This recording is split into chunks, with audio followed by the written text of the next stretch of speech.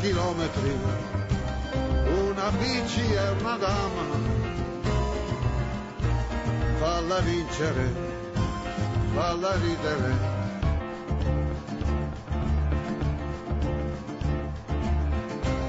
Una bici la si ama,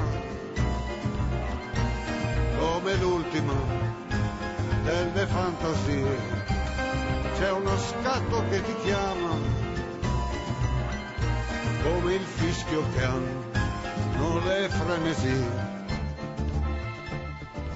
Andiamo a fare un passo ancora in più giovane età, no? Certo. Giallo. Scendiamo a 15-16 anni, categoria allievi, la challenge della comunità montana del Brenta, una raccolta di 8 prove per la categoria allievi. La società organizzatrice merita la nostra ammirazione perché riescono a fare cose veramente interessanti. Vi abbiamo già mostrato le immagini delle altre 2 prove, siamo a Pove del Grappa, vicino a Bassano del Grappa. Anche qui pioggia naturalmente per questi giovanissimi.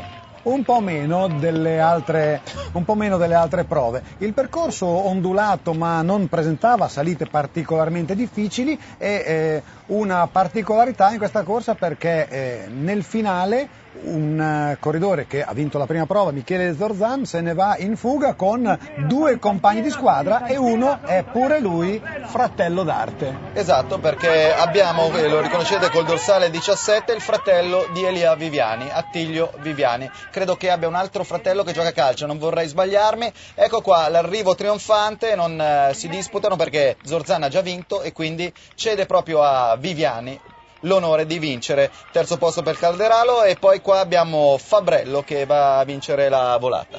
E quindi si conferma Zorzan in testa alla classifica, alla speciale classifica di questa challenge. Sono ragazzi giovani, non vogliamo dargli troppe responsabilità, prendiamola come deve essere presa questa categoria.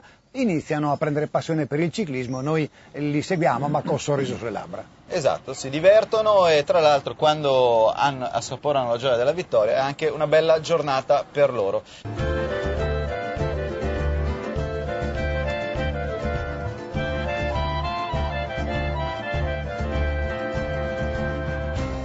Una bici vuole fama, chilometri e chilometri, una bici è una dama, falla vincere, falla ridere.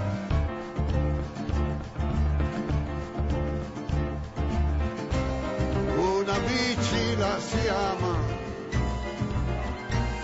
come l'ultima delle fantasie.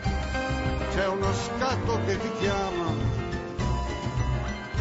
come il fischio che hanno le frenesie.